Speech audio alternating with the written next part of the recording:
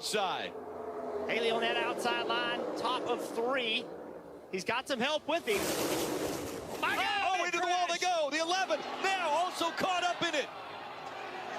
The whole Haley.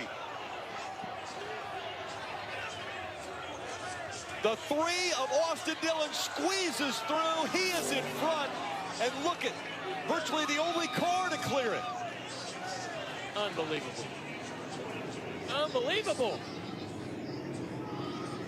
That I've never seen racing that intense in Daytona. Never. And Martin Truex Jr. is going to gain some spots here. So many that won't be able to continue. The last caution, the 3 was Rick.